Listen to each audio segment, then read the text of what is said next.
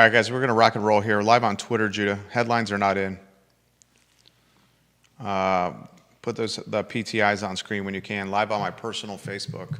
We're going to rock and roll here in a matter of moments on the program. Take a look at the screen. Headlines in now? Yeah. Fantastic. Thank you. Take a look at the screen for today's headlines. Take a look at the screen for today's headlines. We're going to lock and load here in about 2 minutes. Got some questions that I'm going to ask for you. Is the headline most intriguing to you what's happening on Wednesday, Judah, with Albemarle County? Yeah, that is pretty wild. And there have been some great points made about that where I believe it's not even so much about the money. It's about the fact that they would choose to do this without asking for voter approval. I want to tip of the cap. I hope he's watching the program to Philip Reese. Tip of the cap to Philip Reese for sending us just an extremely detailed and well thought out press release. Tip of the cap to Philip Reese. We'll highlight what's happening on Wednesday on today's program. As Albemarle County, would you say fast track? I mean, Albemarle County is preparing to borrow $118 million without voter approval. Yeah. The Board of Supervisors is preparing to take on $118 million in new debt without asking voters for approval. This Wednesday, the board is expected to vote on whether to authorize the bond issuance. County government staff are recommending the board approve the borrowing, even though the proposal bypasses a voter referendum. I want to talk about that on today's show. I was reading there verbatim from a press release received by Phil Reese, the chairman of the Albemarle County Republican Committee. Talk about that on today's program. Of course, we're going to talk about Livable CVille today, the activist group. They are an activist group. These are the most notorious activists in Charlottesville today. It's Livable CVille. Their founders live in Charlottesville City, yet they are activists activating, protesting that the Albemarle County Board of Supervisors raise real estate taxes in a neighboring jurisdiction that's not even tied to their own. You need to help me understand this. It is the definition of presumptuous, overreach, overzealous. It's insulting. It's infuriating. I want to talk about it on the program today. I called it impetuous. Viewers and listeners, like and share the show. Like and share the show. We're going to rock and roll here in a matter of moments. I'm going to ask you which headline is most intriguing to you and why, Judah, once the program begins. Are we live on YouTube, J-Dubs? Yeah. And that's set up the right way? Mm-hmm. You're a gentleman and a scholar, Judah. I appreciate you. Hammer that like button. We'll work hard for you. That's the only thing we ask in return. Headline most intriguing to you and why, J-Dubs? Tino Wyatt Breeden, Logan Wells Clayla, welcome to the broadcast. Judah, which headline most intrigues you and why?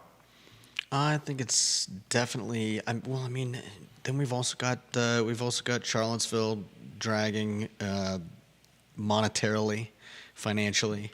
There's a lot of good stuff today about just how Charlottesville and Albemarle County are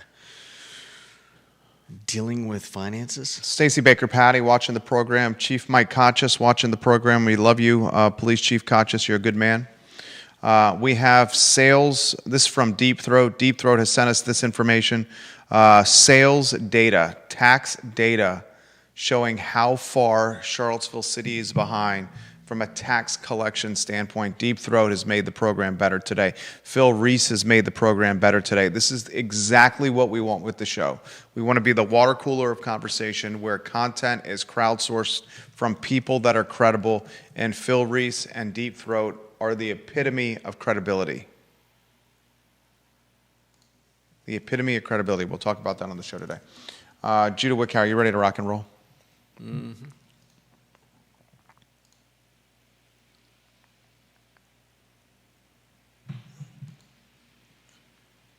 All right. Quiet on the set.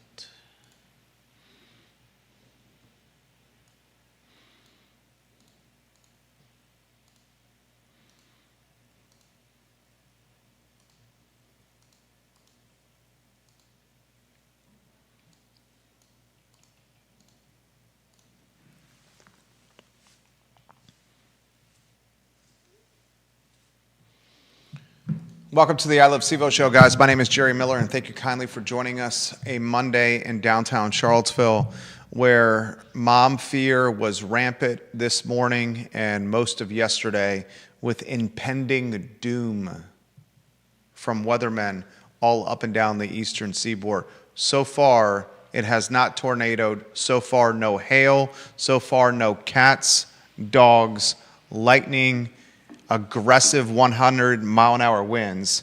I have, however, seen a little bit of drizzle. Time will tell if that drizzle continues. I don't want to get ahead of my skis. It's 12:40 p.m. on a work day in downtown Charlottesville, and parents all over Charlottesville and Albemarle County have been scrambling because their kids are not in school or their kids are doing half days.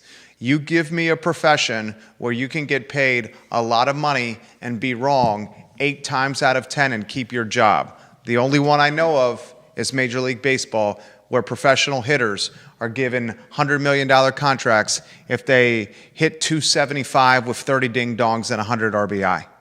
The meteorologists, hey, these guys can be right 3 times out of 10, and all they have to do is not use some sextortion tactics to stay out of the slammer. Tip of the cap to the newscast and the news agency right down the road from us here on Market Street. You can unpack that joke at your will. A lot we're going to cover on the program today. We are going to chatter, ladies and gentlemen, Albemarle County looking to get deeper in debt. On Wednesday's agenda is an action item that should have the entire community concerned. I received a press release this morning from Philip Reese, the chairman of the Albemarle County Republican Committee. I thought it was excellent work from Albemarle County Republican Committee Chairman Phil Reese, a Republican Party, a Republican committee in Albemarle County that clearly is trying to rebrand itself. Phil Reese is leading that charge. And as Albemarle Republicans are looking to rebrand their committee as one that is focused and mindful of keeping more dollars in Albemarle Countyans' pockets, I looked at the press release this morning in my inbox and was thoroughly impressed with how detailed and well explained the press release was and how Philip Reese was on top of it. We'll unpack Albemarle County preparing to borrow $118 million without voter approval on today's show. Ladies and gentlemen, I'm going to ask you this question. Is Albemarle County spending money today that AstraZeneca will allocate years from now? Because it looks like the county is getting ahead of its skis and sees this carrot at the end of the road, AstraZeneca, and the tax dollars that are coming 2, 3, 4 years from now, and is looking to spend, baby, spend in 2026. We'll talk about that on today's show. I'm going to talk on today's program about Matthew Gilligan and livable CVille. Goodness gracious. The level of anger. I was infuriated. I was insulted. I found livable CVille's behavior yet again, oh my God, impetuous to advocate, to protest, and this is a protesting activist group, Livable CVille, that's based in Charlottesville City. Its founders live in the city. Yet they are lobbying, protesting, advocating, activating Albemarle County's Board of Supervisors to raise the tax rate 1 cent. It is nauseating. We're going to unpack it on the show. And anyone who says, oh, it's just a 1 cent raise, if you have a $600,000 house, we're talking $50 or $60 over the course of the calendar year. I call BS on that. Because this is a 1 cent real estate tax rate increase, while assessments in Albemarle County across the board have upticked 6.7%, while they've upticked 40% over the last handful of years, and as assessments continue to rise next year, and as the real estate tax rate was increased 4 cents last year. This is the definition of a death by 1,000 cuts for Albemarle Countyans, as the county in Virginia, what is it, the 6th largest in the Commonwealth, becomes more white, wealthy, and homogenous. And it's thanks to organizations like Livable CVille that are pushing this. On today's program, we'll talk about the the Rivanna Trail homeless encampment. I've gotten more feedback and response on the Rivanna Trail homeless encampment. Judah's convinced me I'm not going to call this Sandersville after city manager Sam Sanders, because unlike the homeless encampment in Market Street Park, where Sam Sanders legitimately greenlit it and rubber stamped it, Sam Sanders has not rubber stamped or greenlit the Freebridge encampment. No, he just made sure that the police couldn't do anything about it. We may know city council did, not Sam Sanders. Are you on a two-shot? No. But Judah Sam Wickhauer, go ahead. But Sam Sanders is the direct boss of the chief of police. City council prevented the no camping, and chief of police watching the program right now. City Hall's watching the program right now. The city council prevented the policy to be approved that would have prevented public camping and public storage of possessions. One of the most empathetic pieces of policy I've ever seen, where Charlottesville legitimately was going to store the possessions of the houseless for 30 days. Something they already do, but now it would be based on a law. I think this homeless encampment may need to be called Juan Diego Wadeville, or some kind of catchy moniker after the mayor of Charlottesville. Carol Thorpe, this is right up your alley. The homeless encampment under Freebridge on the Rivanna Trail, on the banks of the Rivanna River, that is now being funded janitorial service-wise, hotel service-wise, by taxpayers with porter potties, wraparound services, janitorial cleaning, used heroin needle, dirty syringe, dripping with DNA, container, disposable containers, right? We drove down there this weekend. Folks, it's growing by the day. It is growing by the day. It needs a moniker, and I think that moniker needs to be tied to the mayor of Charlottesville. Is this Wanville? Is this Is this Wadeville? Deep Throat, that's up your alley. Carol Thorpe, you're a wordsmith. That is up your alley. What's the moniker? We'll talk about that on the show today. And I'm going to ask you this question. Do the businesses there, let's talk the Rivanna River Company. Does the Rivanna River Company deserve some kind of reimbursement from the city or tax abatement from the city? Do the homes there deserve some kind of real estate tax abatement from the city? One of the reasons you're buying a home in that exact near vicinity is the amenity, the Rivanna Trail, and the access to the trail and the river. The entire premise of the business, the Rivanna River Company, is the Rivanna River. They are literally right there at Wanville. Are they not there at Wadeville? Do they deserve a tax break or some kind of reimbursement?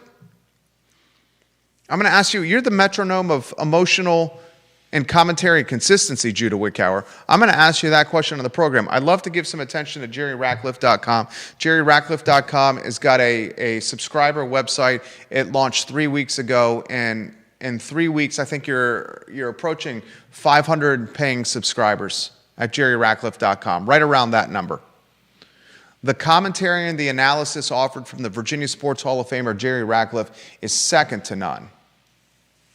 He's covered 52 ACC basketball tournaments, and now the University of Virginia, ladies and gentlemen, is in the big dance. They're dancing, Judah. And I know you're going to be watching this team very closely. Every day.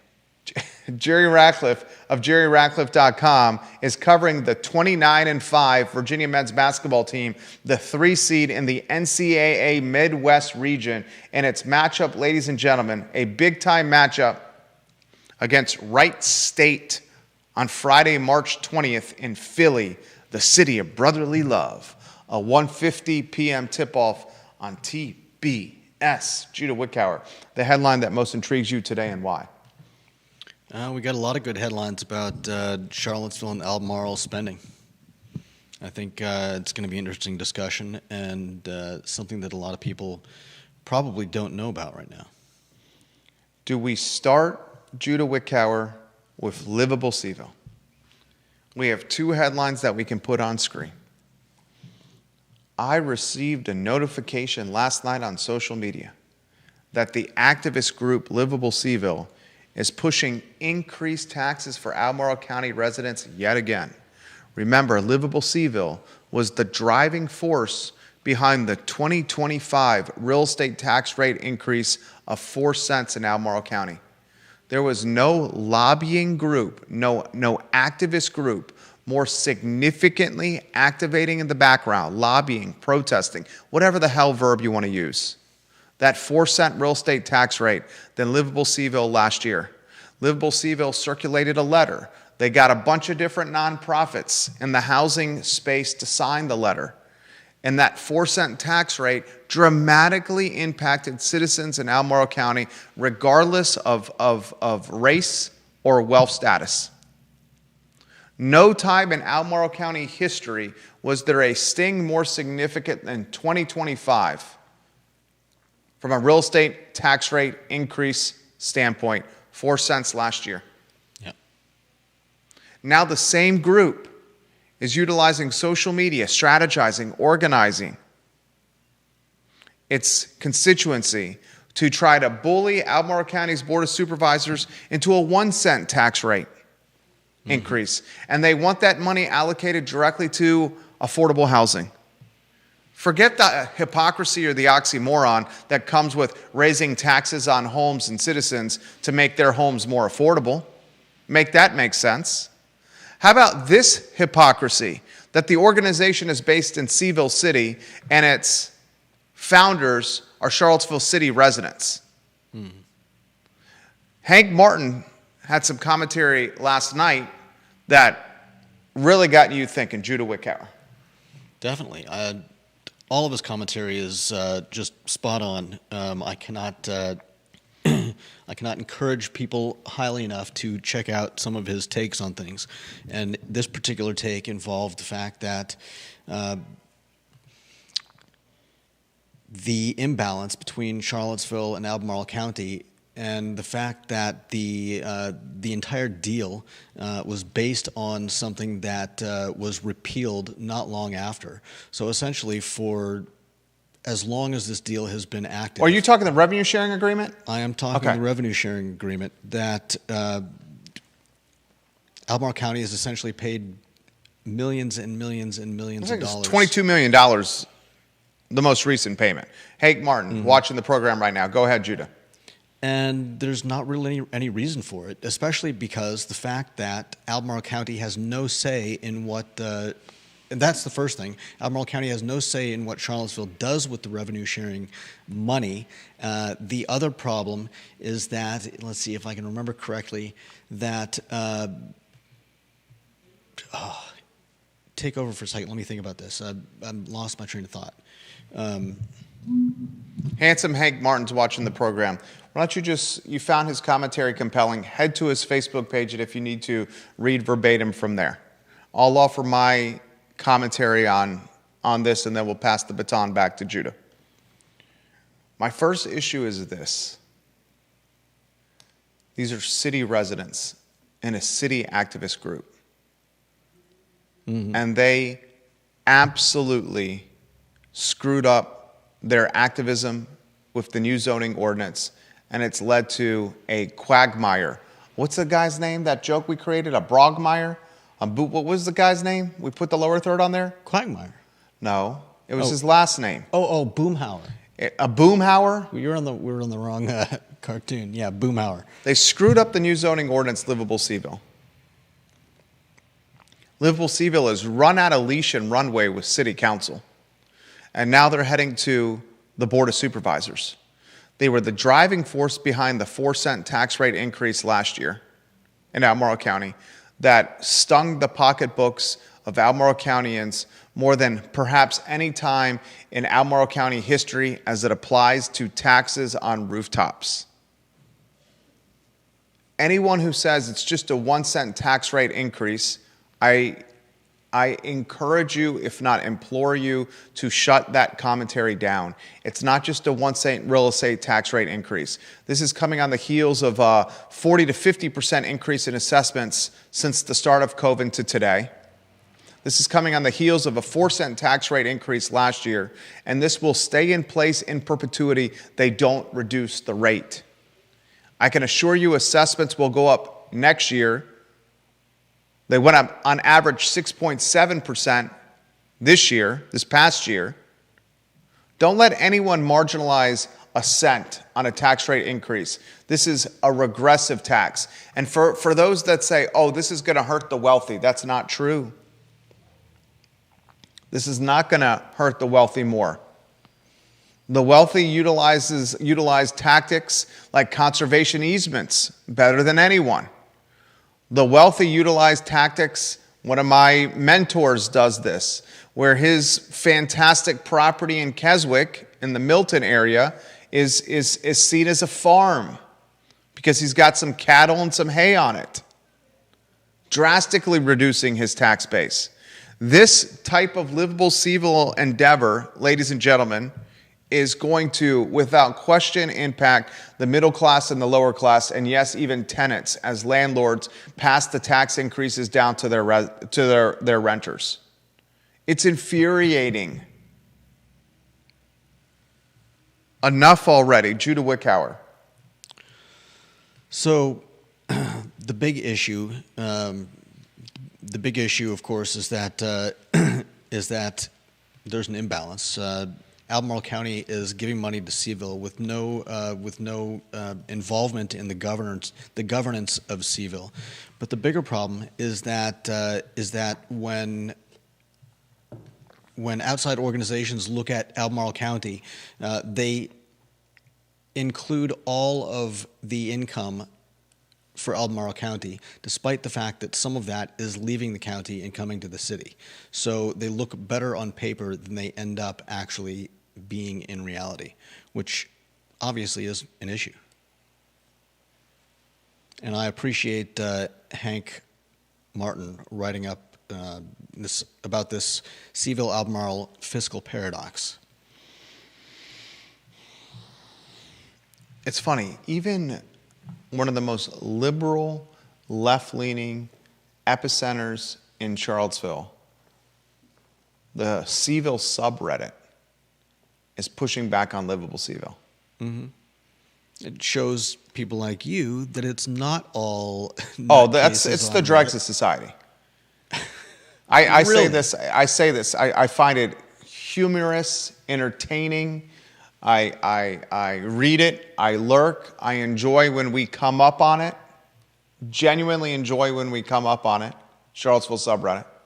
But it's the dregs of society. The definition of anonymous keyboard muscles pumping commentary that they would never have the chutzpah or moxie or gumption to say on a microphone in front of cameras with their name on screen. I don't know as we do 5 days a week. I don't know if you've been in the cesspool that is Facebook recently, but trust me, people 100% will put their name in front of some crazy stuff. It's all getting kind of wild. Let's be cut to the chase. And Ginny Who is holding us accountable. It's boolangard. Boolangard. I need to write a definition down. You need to put boolangard down. Boolangard's definition is that of quagmire. Oh, that's the same. It's just like mouth salad, word salad. No. I'd say boolangard is you got boolangard. You stepped in a boolangard. Boolangard has a lot of definitions to it. You just need to write boolangard down. You just need to come up with them because it's a new word. Boolangard is the new word for the I Love CVille show. Ginny Who, we're going to get to your comment. Carly Wagner, we're going to get to your comment. Carly Wagner has the back of Juan Diego Wade and says we should not name the homeless encampment Juanville. Although City Council, Carly Wagner, did prevent the policy from being approved that disallowed camping in public places and the sheltering in public places. Mm-hmm. I mentioned this on Friday's show. Can you imagine if 200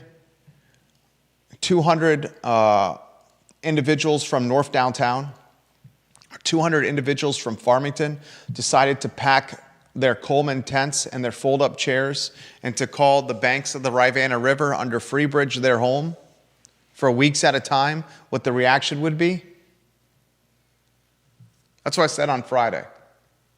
Back to livable CVille. The 1 cent tax rate increase, before I get off this topic, I'm going to explain succinctly why this is a bad idea, and then we'll segue into Albemarle County and its eagerness to borrow $118 million without voter approval. We'll get to that topic next. Here's succinctly why I think it's a terrible idea. Point number one, and this is a point that should be made across the board for anything lobbying or activating or protesting that Livable CVille does. These are city residents that make up this organization. City residents and city taxpayers and city protesters are lobbying a jurisdiction that is not Charlottesville.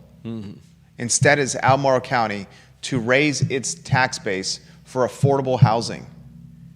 This is like Ned Galloway going into Charlottesville City and lobbying or activating or protesting Juan Diego Wade or Lloyd Snook to raise the real estate tax rate. It's the same thing. It's like trying to get money from Goochland for no other good reason than we want your money. That's boolangering right there. That's boolangering, That Matthew is Gillikin. You're boolangering us, Matthew Gillikin and Stephen Johnson.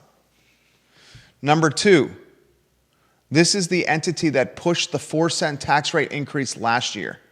And now they're trying to smoke and mirror it by saying it's just 1 cent this year. It's nothing. It's $50 or $60. That's boolangering. If you did it 4 cents last year and 1 cent this year, while assessments since the start of COVID until now have popped 40 to 50%, that is the death of 1,000 cuts. It's boolangering. And for those that say, oh, it's the wealthy that are going to cover most of this tax burden, that's boolangering. That's not true. The wealthy understand the concept of conservation easements. They understand the concept of registering their land and their acreage as farm use. My mentor does this extremely well, where he has some cattle and some hay, and he gets ridiculous tax breaks. It's the middle class that have been in their homes for 8 to 10 years, purchased before COVID, saw their assessed value of their units go up to $700, $800, $900 million or more since the start of COVID to now, because it's such a popular place to live. But their salaries, their compensation have not kept up with that increase in housing overhead. They are the ones that are going to feel the burden. And last, and then you jump in. For those that say this will not impact the lower class, that's boolangering. The lower class are tied to leases where tax exposure is passed down to them. Talk about trickle down. Go ahead. Then we go to the next topic. I was just to say, I don't know how much middle class is left, but yes, the lower class are going to get the trickle down effects of the owners of rentals, and they're certainly not going to be the most set to take on more tax burden. Now get ready for this next topic, lower third on screen. Oh boy, have I been itching to talk about this. And you want to set the stage on this? Tip of the cap to Philip Reese. I hope he's watching the program. We need to get you back on the show, Philip Reese. I'd like to get some attention to 919 Druid Avenue.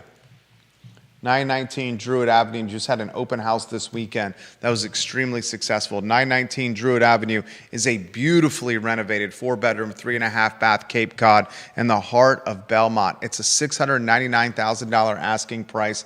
It is walking distance to everything and anything downtown Belmont, Midtown, UVA Corner, and UVA Hospital. 2,197 square feet, ladies and gentlemen, $699,000 ask. My business is real estate. This will have an 8 handle on it in the very near future.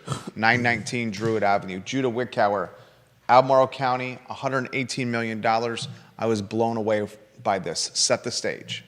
And it's even more than that.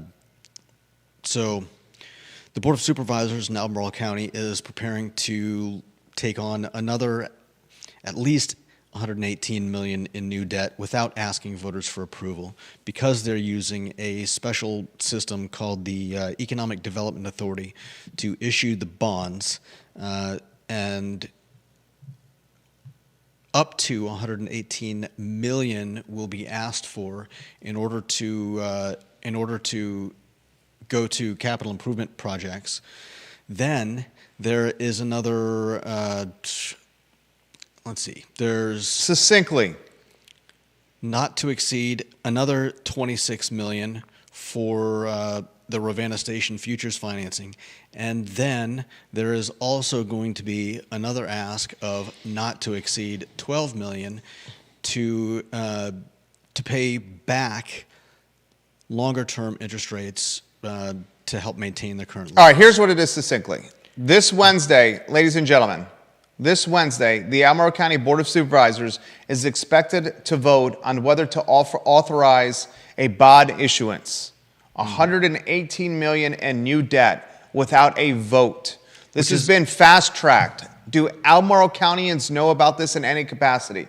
The 118 million succinctly is for refinancing debt tied to Ravenna Stations and Ravenna Futures, along with, go ahead. It's actually 156.55 million. Okay. The 118 is for Capital improvement Yeah. with schools in Albemarle County.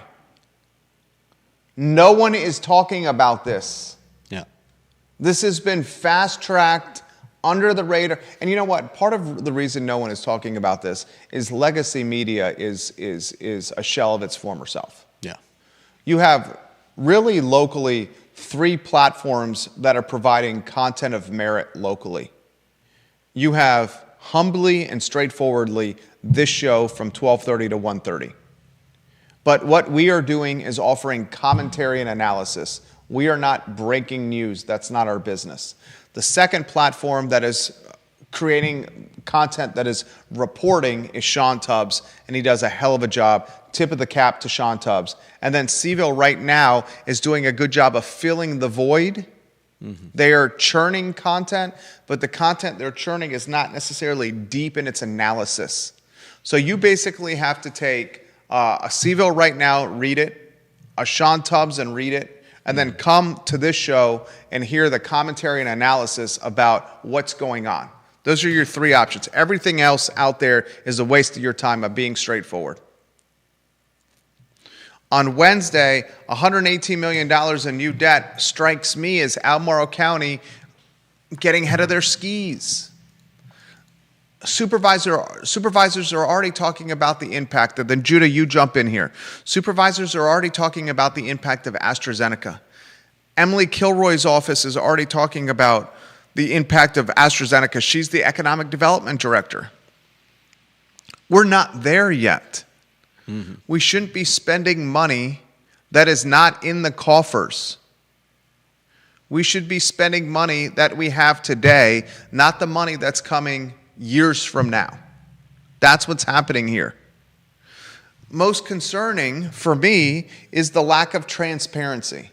Now, Albemarle County, they can say, what do you mean a lack of transparency? Here's the agenda. It's online. Here's the explanation. It's extremely difficult to digest. Yeah, I would agree. And if I can add, Go ahead, to please. the lack of transparency, there is stuff in here that I think the people of Albemarle County should hear about from their board members. And for instance, there's talk of tax-exempt revenue bonds, but then within a few sentences, they're talking about this decision being contingent upon longer-term interest rates maintaining the current levels, which tells me that they're not tax-exempt, that we are going to pay taxes on the issuance of these revenue bonds. I would like to know more about that, and I think a lot of people in Albemarle County would, at the very least, like the chance to vote on this and hear what exactly we're buying into. I've shared a link to what we're talking about in the comments section of my personal Facebook page. I shared the link to what we're talking about in the comments section of the I Love CVille group. And I'm sharing the link to what we're talking about in the comments section of the I Love CVille Facebook page. I encourage you to read this. Handsome Hank Martin, this is right up your alley. Barbara Becker-Tilley, Georgia Gilmer, this is right up your alley. Carly Wagner, Conan Owen, Jason Noble, this is right up your alley. We have print, radio, and television watching this program. Print, radio, and television. You should be covering this in your news cycles. It's Wednesday when this vote will happen.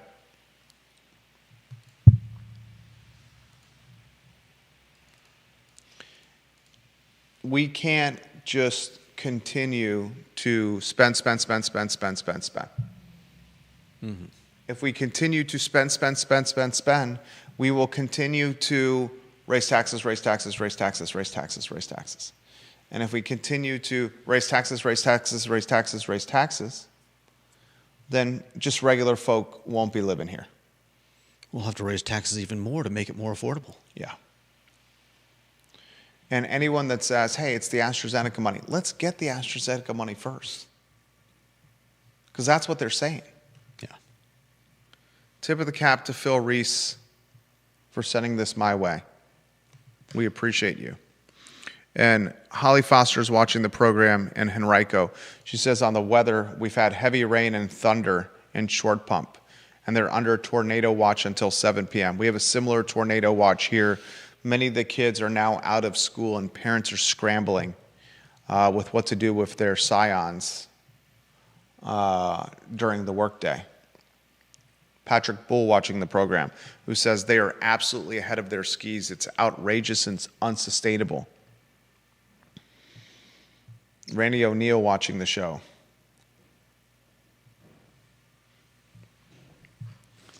Next topic, Judah Wickhauer. I respect Carly Wagner. She says we should not be calling it Juanville. What's the nickname of the homeless encampment? Is it the Freebridge encampment? Is that what we're going to call it? I'm still of the mindset that we call it Juanville, but Carly says Juan is a good, honest, compassionate human. You can't blame him for the homeless problem. The real issue is that society is seeing a lot of symptoms of much deeper and harder to fix sickness.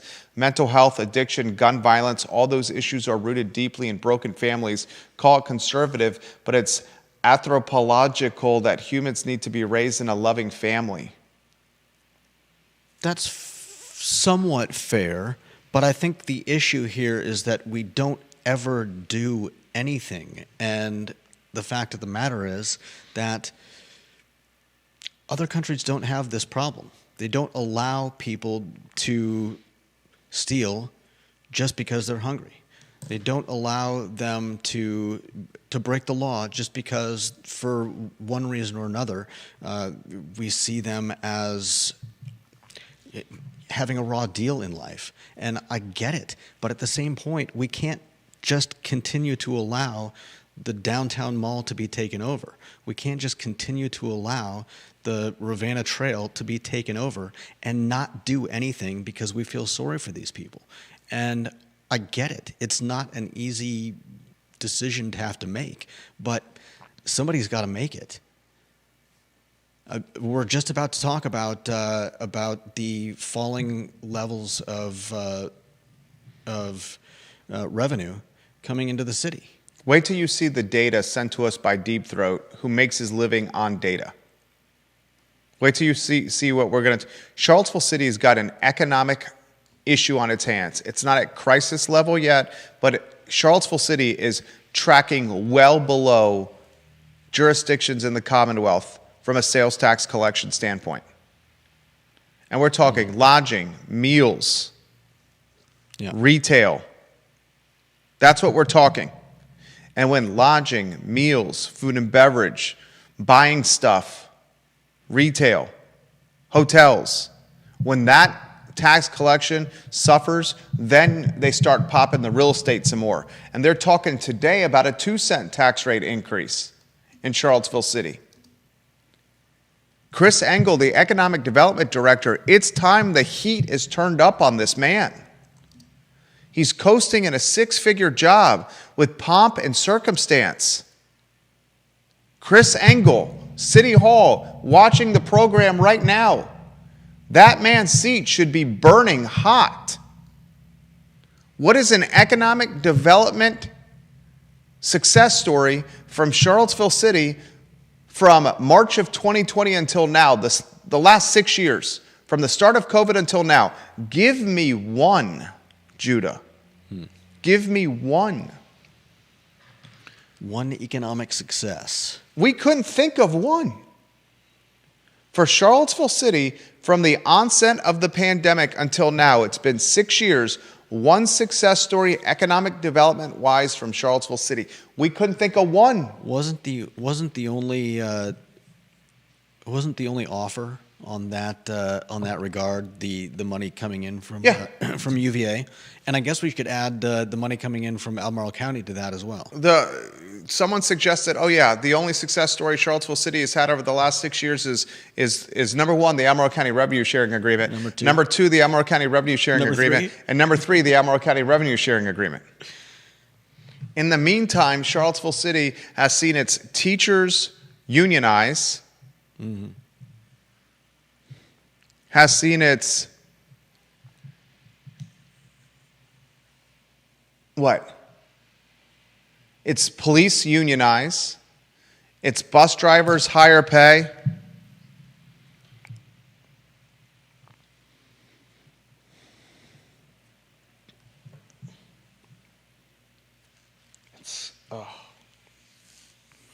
Carly Wagner pushes back on you, Judah. That Charlottesville subreddit also defends the teacher that was arrested for child pornography and defends the first-degree murderer being out on cashless bond. Wait, what subreddit? The Charlottesville subreddit. You went to bat for the Charlottesville subreddit. Not really. I mean, Cohen Owen is on there. It's Conan and Owens getting lambasted on the Charlottesville subreddit. Friend of the program. Yeah, but we also see some common sense show up in there. Just because it's largely overrun by one particular mindset doesn't, in my mind, automatically make it a cesspool. Do you have the sales tax data? Yeah. Deep Throat sent this to us. We're not going to bore them with multiple charts. We'll put the primary data, primary chart on screen, set the stage and the table, Judah Wickhauer, for what they're seeing. This is taxable sales growth by jurisdiction. Those jurisdictions. Deep Throat's watching. He's got comments. I'm going to get to him ahead. Sorry, Judah, I interrupted you. Those jurisdictions are Charlottesville, Albemarle County, and the state. And it shows obviously taxable sales growth first between 2024 and 2019, and also between 2024 quarters 1 through 3 and 2025 quarters 1 through 3. So here it is, and it's on screen.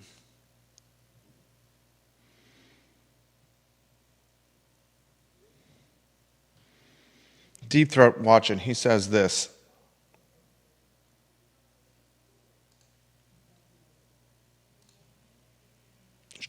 Chris Engel's biggest failure is the Water Street parking garage debacle.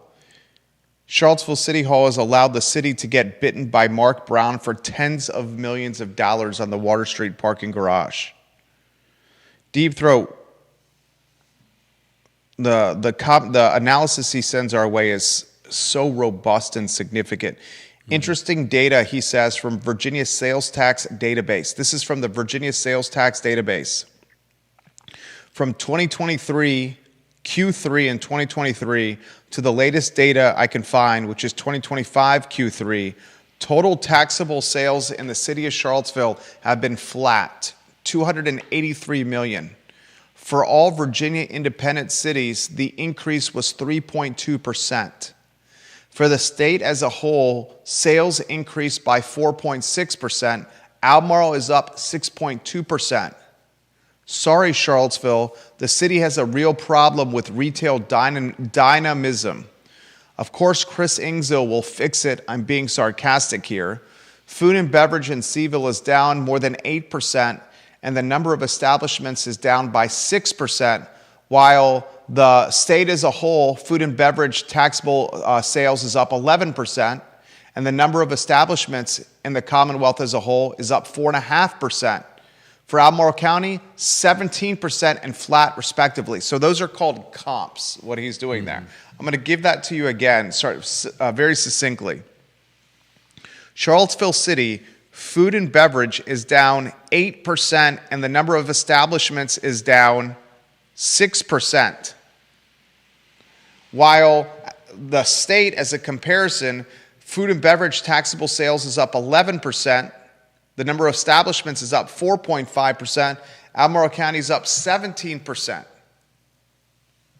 I have been saying on this program for 18 months, and I've been basing my commentary on this program for 18 months because our shop, our firm, is the confessional of business in Charlottesville. There's no white cloth around my neck. Instead, there's a bottle of Macallan 12 in my hand. And as the C-suite comes in here, or as the small business enters our doors and sits off camera at our desk or at an office of ours on the second floor of this building, and they talk to us while I pour a Macallan 12 or a Ragged Branch bourbon, I hear the good and the bad and the ugly of what's happening to them. And everyone is saying the same thing in Charlottesville City. The labor's too expensive if you can find them. The rents escalate 4% every year. The owners of the buildings don't mind if they're vacant because it's such a small group of people that own them. And they're so deep-pocketed that they want to maintain price point and have the dry powder to maintain vacancy. They've said the customer base has shrunk. The homeless issue is a problem. City council is seen as incompetent. The disposable income for shoppers is next to nothing. The gasoline is eroding their buying power.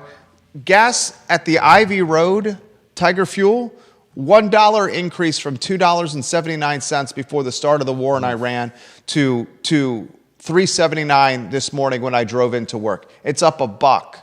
I fill the family Ford Explorer, it's 15 gallons. That's 15 additional bucks every single time I fill up the tank a week. Yeah. We're filling the tank 1.5 times a week. That's $22.50 a week. That's quick math. 94, 95, 96 bucks a month additionally. Mm-hmm. Ladies and gentlemen, you know, I have been to so many communities locally. So many communities in the Commonwealth, so many communities on the East Coast. One of my favorite places to visit, spent a lot of time there, is Southampton, New York. There's no public camping in Southampton, New York. There's no storage of possessions in Southampton, New York. They have this area in Southampton, New York called the Village. And the Village is very similar to the downtown mall. It is the cleanest, most pristine shopping corridor I've ever seen. Mm-hmm. I grew up in Williamsburg, Virginia. I've lived in Charlottesville for 26 years, but I was raised in Williamsburg, Virginia by my parents. Williamsburg, Virginia is known for Colonial Williamsburg and Duke of Gloucester Street. It's the main tourism attraction. There's no homelessness next to the blacksmith. There's no homelessness next to the horseshoe maker or the pub or the trellis or Barrett's or the cheese shop. There's no homelessness next to the carriage rides or the lighting of the lawn. Only in Charlottesville do we allow 200 individuals, and the homeless population is estimated to be between 200 and 250 people as of now. Wait till you see what happens. James Earl Jones, if you build it, they will come. Shoeless Joe Jackson and Ray Liotta coming out through the cornfield to play baseball in Kansas or Nebraska. Wait till you see what happens when you offer hotel services at CVille. You want to go to the bathroom? Here are the porta potties. You need to charge your vape pen and your cell phone? Here's the free electricity.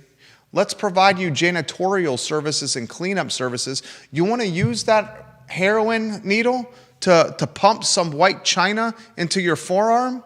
Just dispose of your dirty syringe and your DNA in this container, and we'll collect it and remove it for you. You want to bathe in the Rivanna River? Go ahead. While you're at it, you can use the restroom in there too. Who cares if there's just children swimming downstream, or a business is trying to pay its mortgage and operate and pay its employees right next to it? The sales tax data he just shows backs up that there's an economic development issue. Does it not, Judah? I think it pretty clearly does. Here's the charts again, showing that between 2019 and 2024, the state of Virginia rose 27%. Albemarle County rose 32% in taxable sales growth, and Charlottesville, while 16% ain't nothing, it seems rather tepid when shown against the growth in the state and right next door or surrounding us in Albemarle County.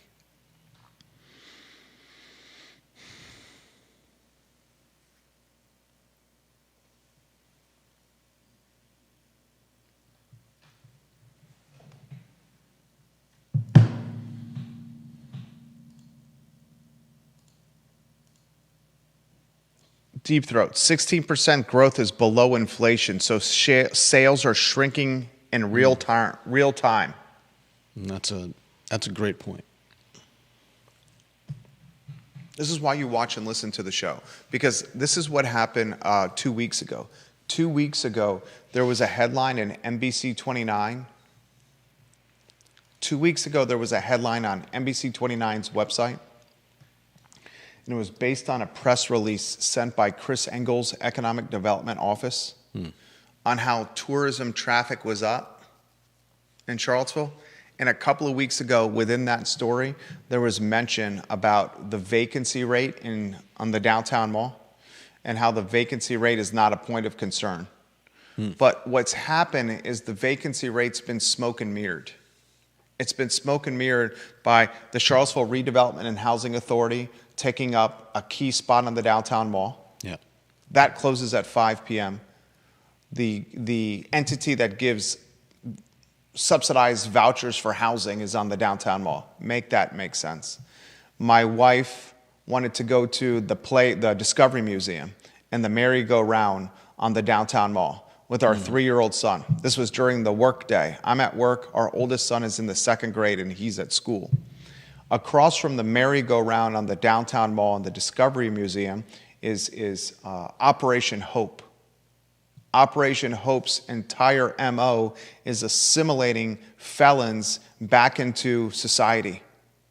Gets downtown with our 3-year-old next to the merry-go-round across from the Discovery Museum, and right next to the merry-go-round, she says, was half a dozen folks that were waiting to get into Operation Hope that she said made her uneasy.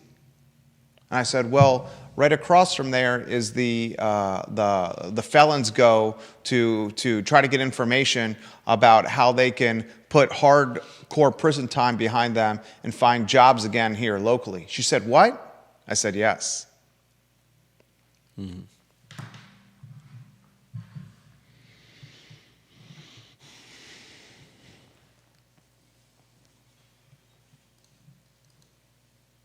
Don Gather's watching the program. Don, we should get you back on the show if you're willing to do it. Don and I respect Don Gather's tremendously. Tremendously, I respect Don Gather's. He and I are complete opposites when it comes to how we see things in life. But I respect Don Gather's. I'm willing to listen, to learn to Don Gather's. He's an incredibly intelligent and well-spoken individual and would be fantastic for a talk show. Don Gather's, I'd love to have you on the show to talk about all these topics if you're willing, sir. I sincerely mean that. I'm going to dig deeper into the sales tax collection data. I'm going to ask you, the viewer and listener, to push back on livable CVille. And I'm going to ask you, the viewer and listener, to consider this. Compassion does not mean allowing folks to live for free in public parks. Compassion does not mean we allow folks to bathe and use the bathroom in public rivers. Compassion does not mean open-air drug use. Mm-hmm. Compassion does not mean we don't follow the rules. If we have an issue, it's a $6.2 million homeless shelter was purchased in October of 2025, and that homeless shelter is not going to be available until 2028. And still the city needs somewhere between $6 and $10 more million on top of the 6.2 to retrofit the building. They still don't have an operator that's willing to run the shelter either. And most concerning of them all, we had over 200 beds initially planned for the $6.2 million office building, and now we're down to 80 beds. If this homeless shelter takes $12 million of taxpayer, $12 million, and we divide that by 80, we're talking $150,000 per cot. Yeah. And it's not going to be ready until 2028. Yeah. And if you don't complement a $10 or $15 million homeless shelter on Holiday Drive with policy that says you can't camp or shelter outside, then that $10 or $15 million is useless. Yeah. You can't force people to go to the facility. And some people are never going to want to go to a facility like that. There's a reason they don't make it into, a place like the Salvation Army homeless facility, because some people don't like to follow the rules. There's a great article that I've been reading that discusses the fact that other countries don't allow the types of things that we allow, especially here. People doing drugs, that's a problem. That's not something to be compassionate about.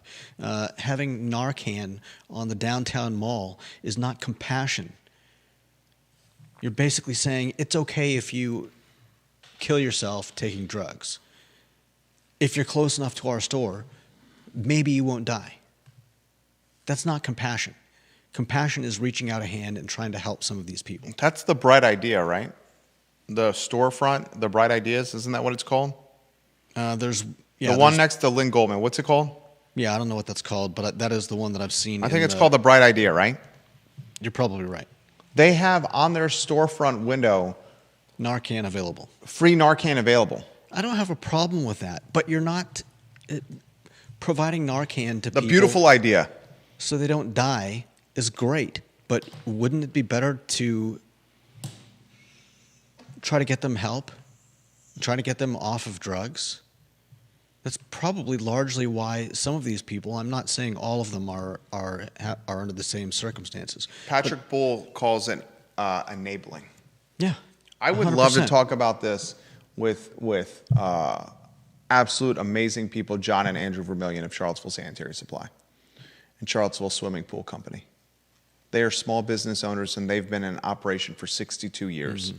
Charlottesville Sanitary Supply has an e-commerce store where you can buy anything cleaning related or sanitary related, and it will be delivered to your doorstep the same day. Charlottesville Sanitary Supply for free.